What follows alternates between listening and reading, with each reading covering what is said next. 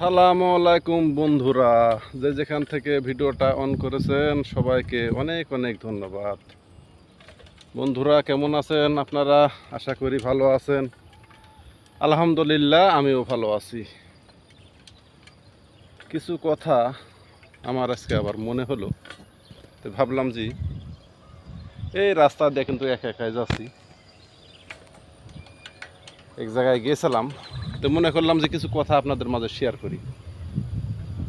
কিছু মানুষ আসলে সবাই কিন্তু তা নয়, কিন্তু অনেক মানুষ আছে, কিছু মানুষ একটু প্রতিষ্ঠিত হওয়ার পরে কিন্তু অতীত ভুলে যায়, পিছনের অতীতগুলান ভুলে যায় কিন্তু অনেকেই, কিন্তু ভাবে না যে আজ বাদে কাল আমি কি ছিলাম আর কোন পজিশনে ছিলাম। আল্লাহ বলে কিন্তু একজন আছে, সবাইকে কিন্তু মরতে হবে। অহংকার মানুষের কিন্তু পতনের মূল। আর একটা জিনিস কিন্তু, অতীত যদি আপনি ভুলে যান নিজের মধ্যে কিন্তু অটোমেটিক দেখবেন যে অহংকার চলে আসবে। আর অতীত যদি আপনি মাঝে সাঝে আপনার মনের মধ্যে আসে বা স্মরণ করেন, কোনো দিনই কিন্তু ওই ব্যক্তির অহংকার কি জিনিস আসবে না। কিন্তু আমাদের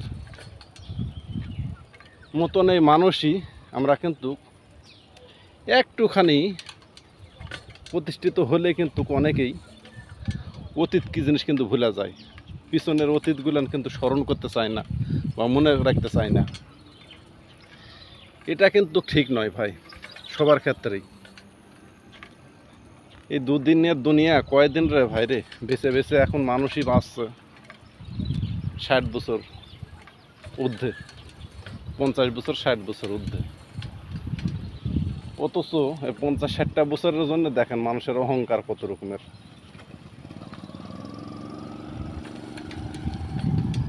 একটুখানি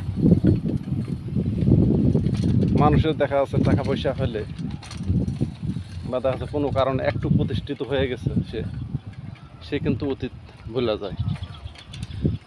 অতীত তো আমি মনে করি মানুষের, প্রত্যেকটা মানুষের দিনের মধ্যে না হলে একটা বার স্মরণ করা উচিত। যেমন মরণের কথা স্মরণ করা উচিত, তেমনি কিন্তু পাশাপাশি অতীতও মানুষের কিন্তু স্মরণ করা উচিত। মরণের কথা যদি আপনি দিনে একবার মনে করেন, তাহলে কিন্তু আপনার জীবনে আপনার মধ্যে কিন্তু অহংকার আসবে না, বা দেখা যাচ্ছে আপনি খারাপ কাজের সঙ্গে জড়িত হতে পারবেন না। সেরকম কিন্তু পাশাপাশি এটা অতীত। ঠিক আছে ভিউয়ার্স, ভালো থাকেন, সুস্থ থাকেন। যে যেখান থেকে আমার এই ভিডিওটা দেখলেন সবাইকে অনেক অনেক ধন্যবাদ। আবার কোনো নতুন ভিডিও নিয়ে আপনাদের মাঝে দেখা হবে।